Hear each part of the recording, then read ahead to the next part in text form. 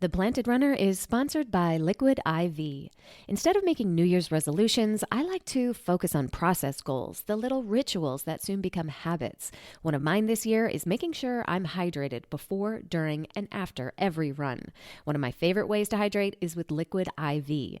My current favorite flavor is pina colada, which also, by the way, makes a great mocktail any time of year. In each packet, you get 8 vitamins and nutrients, 3 times the electrolytes of the leading sports drink, and no artificial sweeteners. And it's non-GMO and, of course, vegan. Make Liquid IV your new ritual this year. Just one stick with 16 ounces of water hydrates better than water alone. Get 20% off your first order of Liquid IV when you go to liquidiv.com and use code PLANTED at checkout. That's 20% off your first order when you shop Better Hydration today using promo code PLANTED at liquidiv.com. This is The Planted Runner. I'm Coach Claire Bartholic, and welcome to the PR Training Lab. I did this series last year for 10 lucky runners who got a free training plan made for them live, recorded live right here on the podcast. And I had those last year as bonus episodes. This year, I'm sliding them right into the rotation. So these are a little different than my normal show. I don't have any kind of script for this, just have notes. This is me just talking, going through my process of creating a training plan for a runner who might be just like you. So I'll go through my process using a real example, and this runner will get a free custom training plan with a podcast dedicated to me explaining how it works. If you are interested in getting a free training plan, you'd like to enter to win, go ahead and write an Apple Podcast review first, and then head to theplantedrunner.com/PR lab. And you can be one of the lucky winners to get a free training plan and have me discuss it here on the show. All right, let's get right into it. This plan is for Trisha, and she is running the Boston Marathon this year. Trisha is 48 years old, and she has run Boston before. Her goal this year is 3:32 to 3:34. So that's a pretty fast marathon. But of course, if she's made it to Boston, we expect a pretty fast marathon. Unless you get into charity, the standards for the Boston Marathon are pretty high, and they get seemingly harder each year. So let's see if this goal is realistic for Trisha. She's been running regularly for 25 years. And my next question that I asked her was if she has any current or reoccurring injuries, and how does this affect your running and training? She says she has arthritis in her big toe joints, surgery on one of the toes last summer, which sidelined her for a few months trying to work her way back. Okay, any kind of surgery on your feet obviously is going to affect your running, but the big toes are especially important for running. This is where we need to be really flexible. I think we don't think about our big toes that much, but they're actually a really powerful part of the push-off process. Didn't even mean that alliteration. Powerful part of the push-off process. So hopefully she is healed from last summer, and her big toe is getting nice and strong, and the arthritis isn't bothering her too much. Next, I asked what is her recent race time and distances. Looks like she ran Boston last year in 3:36. So she is looking to do just a little better by a couple of minutes. So let me pause here and talk about the Boston Marathon in general. So the things that it's famous for. So first of all is unpredictable weather. It could be hot and sunny one year. It could be cold and rainy and snowy the next year. So you really don't know what you are going to get when it comes to weather. So I recommend that everybody who's training for Boston train as much as possible in all sorts of weather. If you can run in the snow, run in the rain, and it's safe to do so, you're going to want to practice that, because it's much better to have gone through it in training so you're used to it on race day than to kind of pamper yourself and not do it. You also want to get ready for some heat. pretty much every other Boston seems like it's going to be a warm one. So how do you train for a hot race when you live somewhere snowy? Well, the answer is the treadmill, of course. So don't be afraid of the treadmill. Do some of your long runs on the treadmill. If you have one at home, maybe try cranking up the heat a little bit. Obviously, not too much. You don't want to hurt yourself. But, if your normal house is 72 degrees, then that should be fine to simulate a hot race. So again, you want to prepare for any conditions because Boston is infamous for terrible weather. The other thing that Boston is famous for is its difficult course. Now, if you look at the course on a map, you might not think that it is difficult because it's a net downhill. So pretty much for the first half of the race, it's just cruising downhill with, some undulating hills, of course, but mostly downhill. And then once you hit about miles 16 through 20, you are hitting the tough Newton Hills and Heartbreak Hill. And then it's almost downhill to the end. But again, there's some little ups and downs to the end.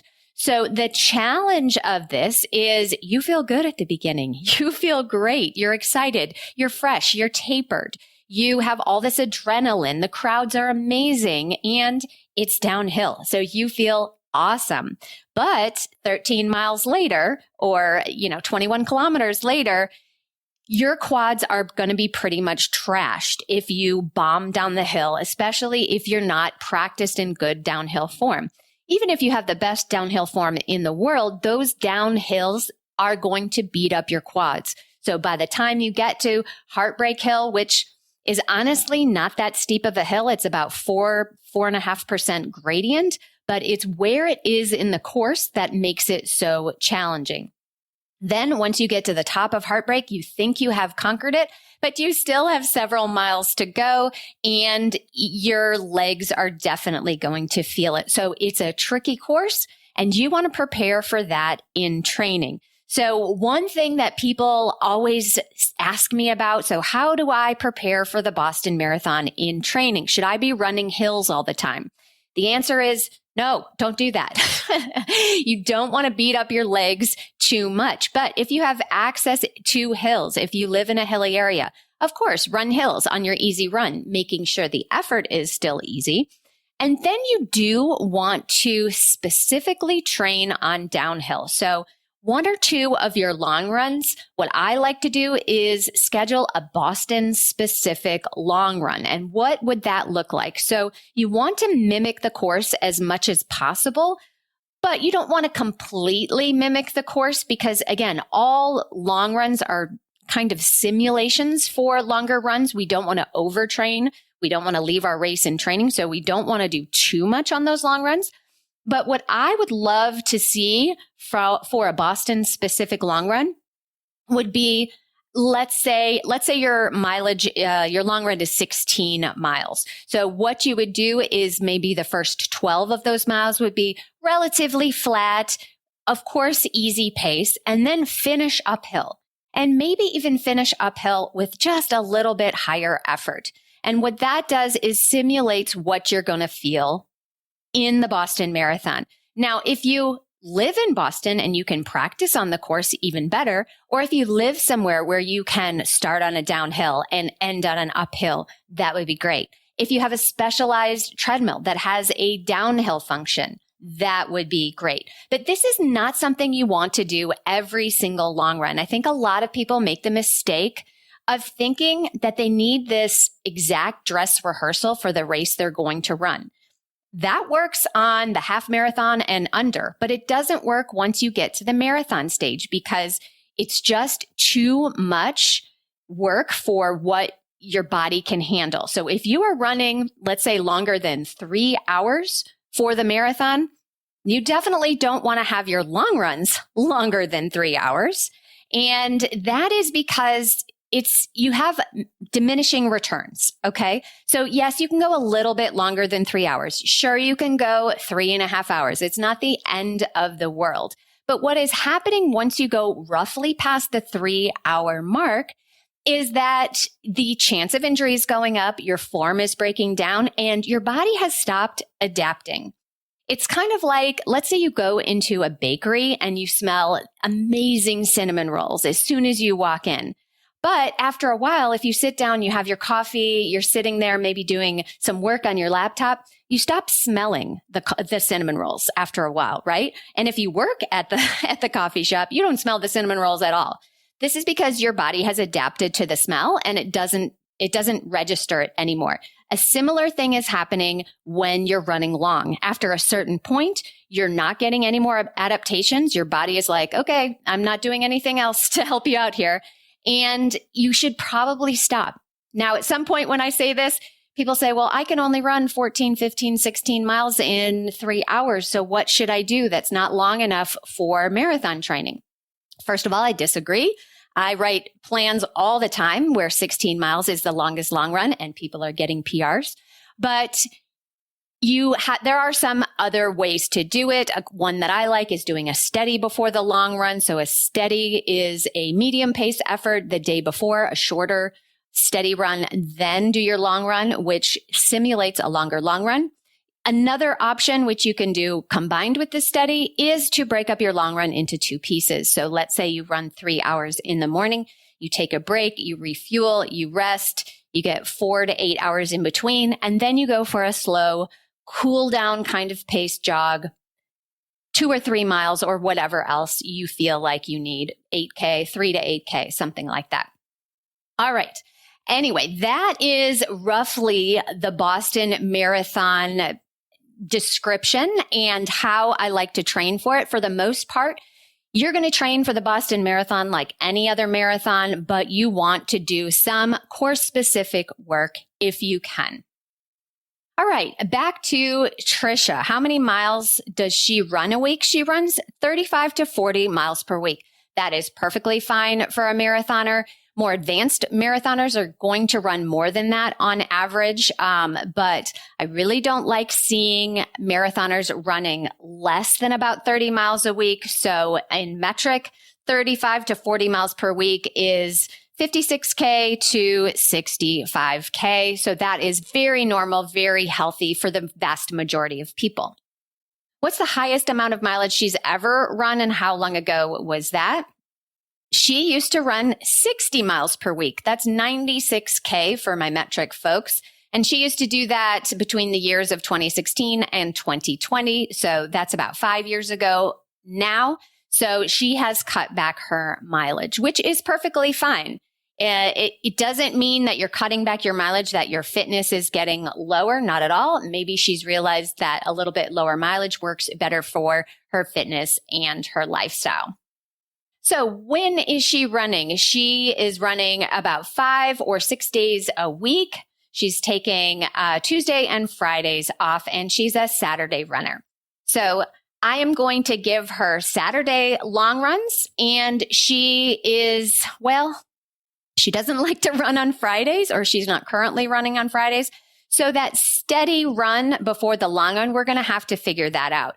We're going to either move her long run to Sunday and have her do the steady on Saturday, or we're going to shift everything back and have her run Friday and take Sunday off. So I will have to offer her both of those options and see, but I think it's very, very important to run the day before your long run.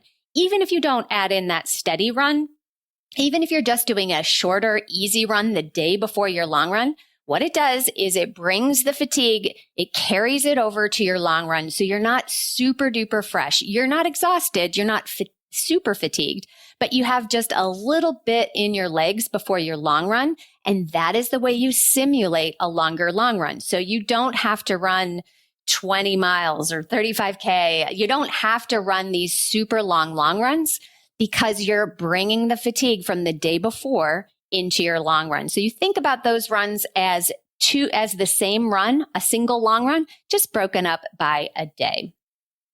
How long is your average or most recent long run? So she says 14 miles. That's 22K. That is absolutely perfect in January for a race in April. That's right where we want to be because we are going to build her up with her training history, assuming that her toes and arthritis are feeling good.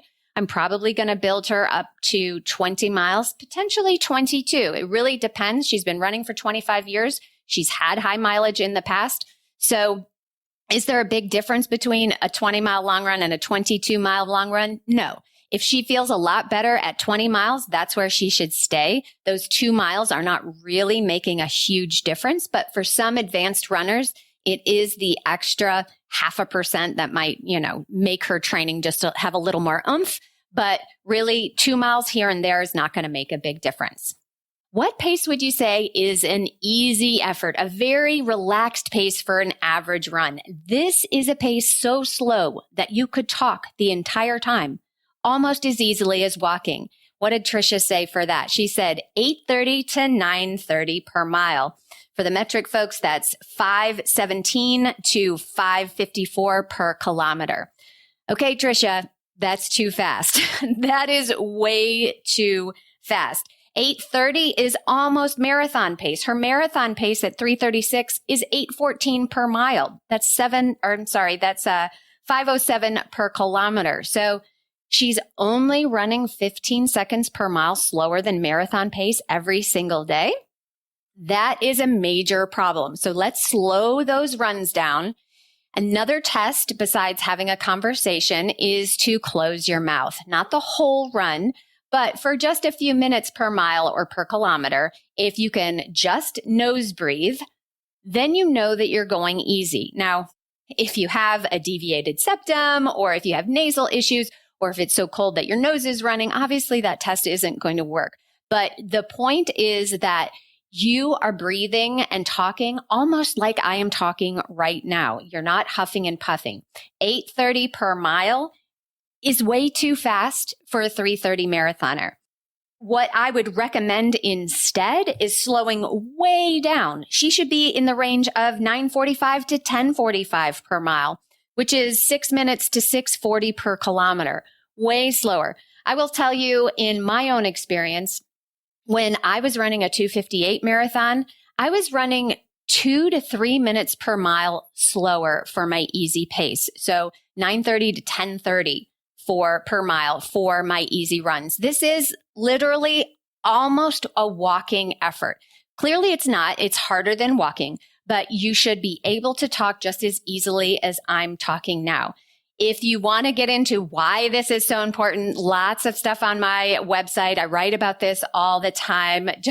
Just Google the planted runner and slow running or easy pace or something like that, and it will go into the science of it. But slow aerobic running is absolutely the most important thing. Forget about everything else I have said so far, because the marathon is 99% aerobic. That is the system that you are using to run a marathon, 99%. So the best way to build up your aerobic system is to stay aerobic with oxygen. You can breathe. Your muscles are getting all the oxygen they need. So slow those down and you'll see a big improvement in your training. All right, what days of the week does she prefer to run her speed days? Monday and Wednesday. That works out perfectly if she is a Saturday long runner, because she's got that Sunday off and then she can run speed Monday and Wednesday. But again, we might try to switch that. I would love for her to run the day before her long run. So if she does run long on Sunday instead, usually we would have a track style workout on Tuesday and maybe a tempo type run on Thursday, not always.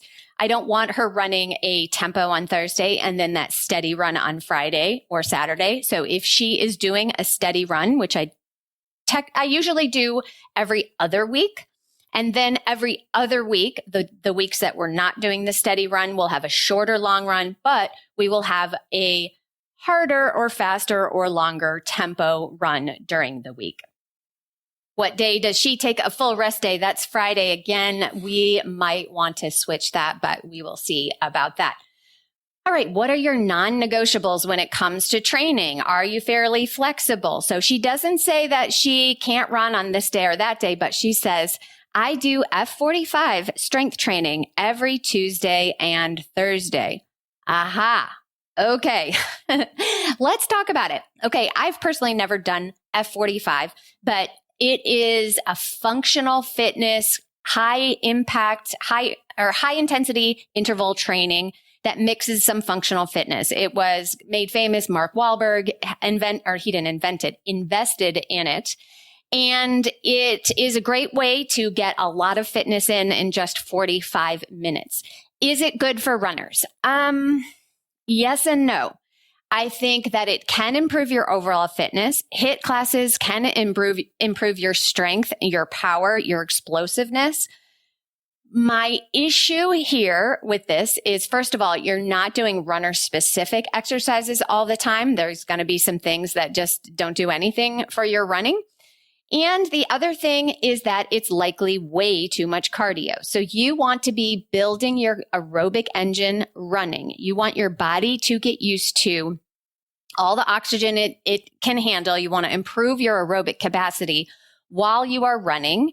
Second best is while you're biking, swimming, or doing some other low impact aerobic exercise. But you don't want to necessarily do it when you're weight training, because you would rather work on your anaerobic system. Okay. The anaerobic system without oxygen is when you're doing sprints or when you're doing heavy weights and you're taking the time to rest in between. So that is important for marathon runners, for all marathon runners, but it is a teeny tiny little bit of your fitness training when you compare it to the amount of hours you're going to be spending running. So if you are treating your strength sessions in the same way as you're treating your endurance training, you're doing it lots of heavy breathing, a lot of aerobic work in your strength training, you're missing out on getting that edge of anaerobic training. You want to balance it. So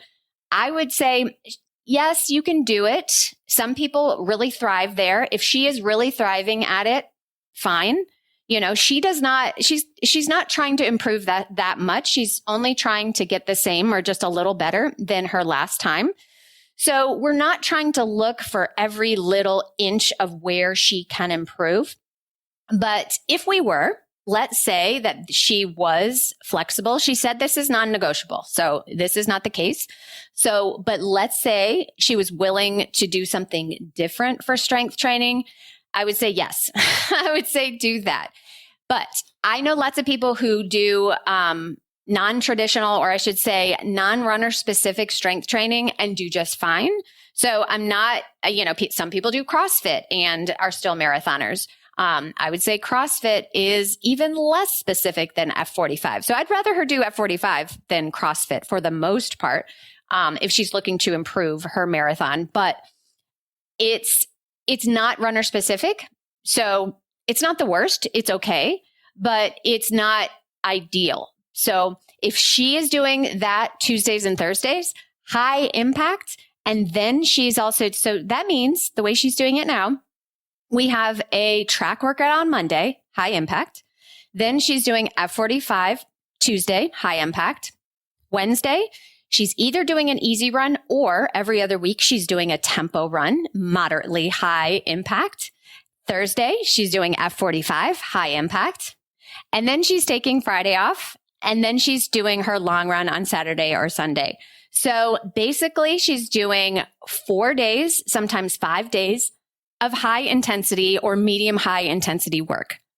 Now, that is the wrong ratio for somebody who's trying to do an aerobic event. Okay. Does that make sense? So I'm not saying that what she's doing is wrong, but she is leaning way, way more on the high intensity and not enough on the easy effort.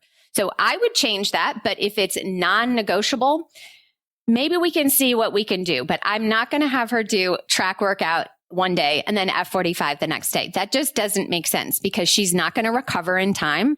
And that means her track workout won't get absorbed as well as it should. That means she won't be able to do as great at F45, which I'm okay with. And then the next day, she's not going to be able to run the tempo at her best ability, or she can do it, but it will be too high of an effort level, higher than intended, right? So I would, if she is going to do F45, I would either spread it out or I would do something else. I'll be back with more from the PR Training Lab right after this. If you've been looking for another awesome running podcast to queue up after this one, let me recommend the Tread Lightly podcast with coaches Amanda Brooks and Laura Norris. What's great about it is these two seasoned coaches break down how they guide an athlete through different goals and challenges. And they're all about making running concepts easily digestible with data-driven insights, which I really appreciate, and I think you will too. Amanda and Laura make training accessible, inclusive, and fun, whether you are new to the sport or aiming to level up. Check out Tread Lightly today. I don't know about you, but those heavy, ugly plastic jugs of laundry detergent make no sense to me. You're paying for mostly water, they take up a ton of room in your laundry room, and then you toss the huge plastic jug in the recycling. And did you know that 500 million of those bottles end up in landfills and oceans every single year? That's why I made the switch to Earth Breeze laundry sheets. They come in plastic-free packaging, take up almost no space, and you're not wasting your money paying for watery detergent. It's an easy way to get clean clothes without all that plastic waste. Get 40% off with your subscription at earthbreeze.com/plantedrunner. That's earthbreeze.com/plantedrunner. You've got a great idea for a small business, but you just can't get it off the ground. You want to be your own boss, set your own hours. Well, new year means new opportunities, and Shopify's got you covered to help get your venture off the ground. Shopify makes it easy to manage your growing business. You can get your store up and running easily with thousands of customizable templates. And they help with the details like shipping, taxes, and payments from one single dashboard. Don't kick yourself next holiday season when your 2025 resolution list looks the same as it does today. Make it happen with Shopify. Established in 2025 has a nice ring to it, doesn't it? Sign up for your $1 per month trial period at shopify.com/income, all lowercase. Go to shopify.com/income to start selling with Shopify today. Shopify.com/income. This is The Planted Runner. I'm Coach Claire Bartholic, and welcome back to the PR Training Lab. All right, what are your favorite kinds of running workouts? She likes tempo cut downs, intervals, long runs with embedded tempo. Easy. I love it all. All right, that is great. Sounds like she loves all the high intensity work. So you can see why she's loving the F45. So I get it. But again, with marathon training, we want 80% easy, and then 20% would be at a speed effort. This could be anywhere from the slow end of speed to the high end of speed. That 20% is going to look different depending on the stage of your marathon cycle you are in. But the more important thing is that 80% of your running is so slow that you can talk just like I'm talking now. What are your least favorite kinds of running workouts, or what do you struggle with most on your run? Safety. I don't feel comfortable running alone in the dark, so many of my workouts are on a treadmill before work, which is fine, but not ideal. All right, I would love to talk about this for just a minute. Safety. Yes. Unfortunately, yes, it is a big deal.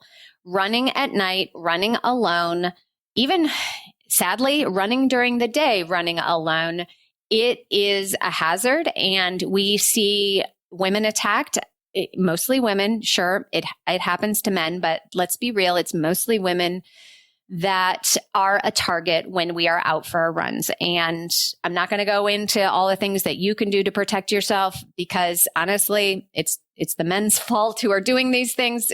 You can do lots of things to make it safer, but obviously the safest choice is on a treadmill.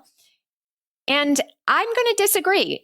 It's fine, but not ideal. I think it's totally ideal. I think it's an amazing choice. And I think that you're lucky to have a treadmill. It's totally just fine. You can do every single run on a treadmill and be in bomber shape for the marathon. I think people think, oh, I'm not running outside. I'm not getting good training. Sure, you're not running in weather. You're right. You're not experiencing the cold or the hot. Well, you're probably experiencing the hot, right? If you turn up the heat. but it is just as good of training. So do not try to lessen the treadmill as a tool. Do not try to say, oh, it's not good enough. I ran my very best marathon on mostly treadmill training because we had a super snowy winter and my marathon was in February. And so most of my training, I would say about 80% of my training was on the treadmill. And I'm telling you, I learned to love it. So don't knock the treadmill. It's an amazing tool. So it is just as good. Yes, there are some adjustments. I have some episodes on how to run on the treadmill and what you need to do that you can check out if you're interested. But let's not knock the treadmill. It is just as good as outdoor running. What kinds of non-running physical activities or cross training do you do each week, and when do you do them? She wrote her F45 Tuesday, Thursdays, which is her strength training. All right, let's switch to nutrition. What are your biggest struggles with nutrition? I'm a new plant-based eater going on 1 year, also premenopausal. I had high cholesterol, which made me switch to plant-based, and I dropped my cholesterol 50 points in a year. That is amazing. But I'm still trying to figure out how to get enough protein, calories, keep my muscle mass and weight up, etc. Okay, well, first of all, congratulations. Plant-based diet is a zero cholesterol diet. All cholesterol comes from animals, including humans. We all make our own cholesterol. So it makes sense that when you eat cholesterol, you have more cholesterol. So if she had a high level, plant-based eating definitely can reverse that for most people. Not going to lie, not for all people. Some people still have to go on cholesterol lowering drugs to get it more under control. But for the vast majority of people, a plant-based diet makes a massive difference in high cholesterol. She's trying to figure out protein, calories, keep my muscle mass and weight up. Obviously, this is a topic that's too big for this particular episode. I would say go ahead and get my book. I talk about all of this. But for the most part, when you are an athlete, whether you are plant-based or not, you are going to have to eat when you don't want to. You are going to fuel when you are not hungry. And this is absolutely antithetical to all the diet culture advice. If you are a woman and you have struggled with your weight, or you've been told that you're too big, or you've always dieted, or you've been a slave to the scale, any of that nonsense that we have been subjected to our entire lives, it is a challenge. It is a mindset shift that we need to go through in order to tell ourselves, wait a second, I'm an athlete. I need to fuel my body. And yes, you need to eat a lot more protein than you think if you're trying to keep muscle on, and you need to eat a lot more calories than you think. So if you are losing weight during marathon training, you are definitely not eating enough. If you are gaining weight during marathon training, that means you probably are eating enough and there could be some tweaks, but I would say the goal is either maintenance or a very slight gain, because we are trying to improve our bodies. And if we don't give enough fuel, that is impossible to happen. You can't build a building without raw materials, right? And it's the same with your body. If you don't give your body enough fuel, it will take from the other areas of your body. It will take from your bones. It will take from your muscle. Sure, you might lose some fat, but your body doesn't want to lose fat. That's the emergency reserves. It will probably hold on to your fat even more if you starve yourself, because it's like, no way, I'm not touching my sweet stuff, my stash. We don't need all this muscle. Let's get rid of all this muscle. And bones, we don't need those bones. Let's steal from our bones, our bone density. But it's not going to take your fat first, I promise you. So if you are under fueling, it's going to turn out badly, whether it's going to be you just feel like crap for every run, you bonk during the marathon, you have really, really hard runs because you're not fueling properly, or it could go even extreme and you could lose your period, you could get a stress fracture, and on and on and on and on, right? So very, very important, especially for women, but for everybody, to eat enough when you are training. You are an athlete. If you train on purpose, eat like one. Okay. So again, not enough space in this podcast to go into everything, but what you need to do is to plan. You need to plan, what do you eat before your run? What do you need during the run? What do you need right after the run? And then what do you need the rest of the day? So if you haven't already downloaded my free Ultimate Fueling Guide for Runners, you can go ahead and do that at theplantedrunner.com/join, JOIN. I have a free download that talks about what you need before, during, and after each run. Of course, this is generalized, but if you really have no idea what you're doing, that's a good start. But it's not going to be enough to go into protein, calories, and muscle mass and all of that. But that's a good start on how to fuel your runs. What are your biggest struggles mentally when it comes to success and performance? Trisha says, learning to be content with aging and the changes of middle age. I probably won't be dropping a sub 320 marathon, and that has to be okay. Oh boy, yes. I hear you, Trisha. I'm right there with you. You're actually just a couple months younger than I am. And I know, my best advice in this category is we have to look at aging as a privilege, right? Not everybody gets to be as old as we are, and we are never going to be younger than we are now. So we might as well enjoy it. So, think about 10 years ago. You probably thought you were old then, but if you look at that now and say, I would rather go back 10 years if I had the choice, right? So that's going to happen 10 years from now. You're thinking that you're old right now at 48 years old, but in 10 years, you're going to be like, wow, I was really kind of awesome back then, right? So you might as well start thinking you're awesome today. Why wait 10 years to think that current you is awesome, right? So yes, that is a mind shift. We are not as young as we used to be, but we have one life on this planet. We don't have another chance. And your choices are to worry about it or embrace it. So I know that's easier said than done. Believe me, I have to force myself to think this way too sometimes when I look at my wrinkles in the mirror and all of that. But really, it's all about a mind shift of accepting and loving who you are. And even though you might want to change, even though you might want to become a better runner, a better mother, a better at your work, you want to do better at X, Y, and Z, you still got to love the person you are right now for that to happen. So yeah, I can definitely relate with that.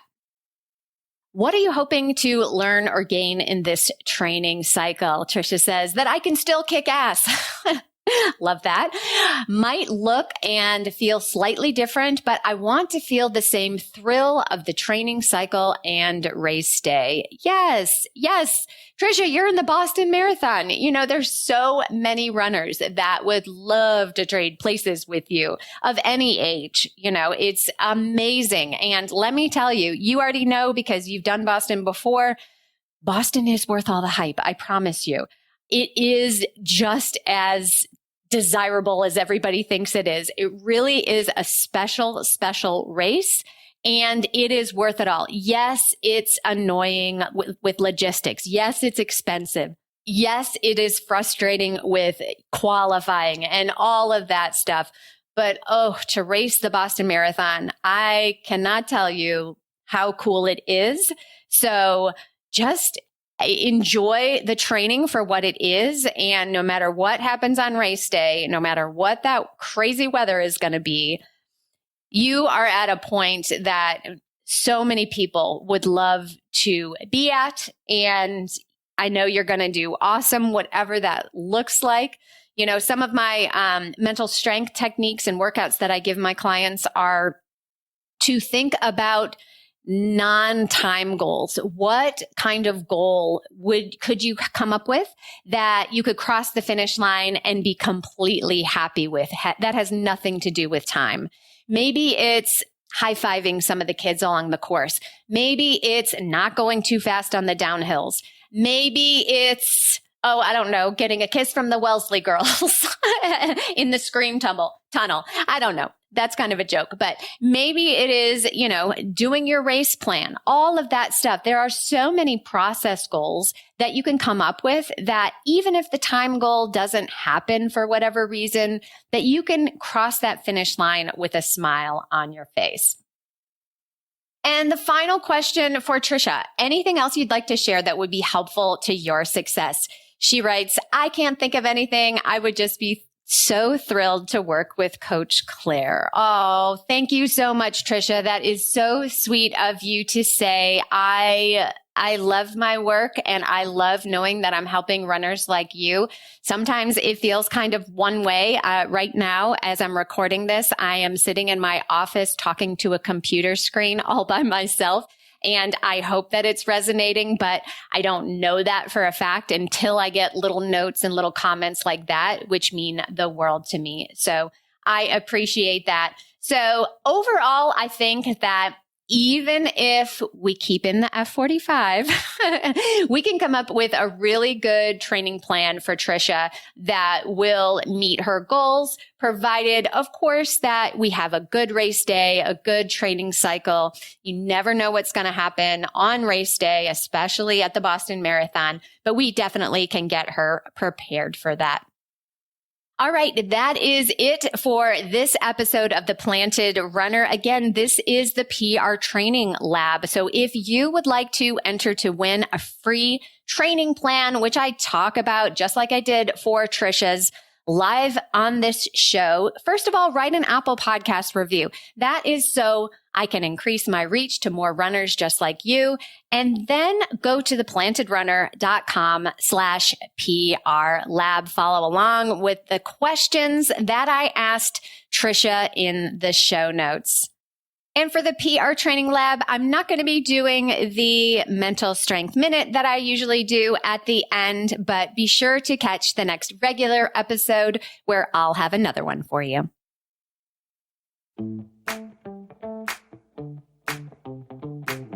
Thank you for listening to The Planted Runner, part of the Evergreen Podcast Network. Don't forget that you can win free access to one of my sprint session masterclasses just for writing an Apple Podcast review. So be sure to write yours right after your run today. Reviews are the #1 way to boost this show's reach, and it's a great way to tell me what you'd like to hear next because I read every single one. Have a great run today. Women's Running Stories, where we explore the intersection between running and life. Because every woman who is committed to a running journey has a story to tell, and this is where you'll find those stories. I am host and producer Cherie Louise Turner. I'm a 53-year-old runner, and together with original music by musician and runner Cormac O'Regan, we bring these inspirational stories to life. Please join us to fuel your adventures.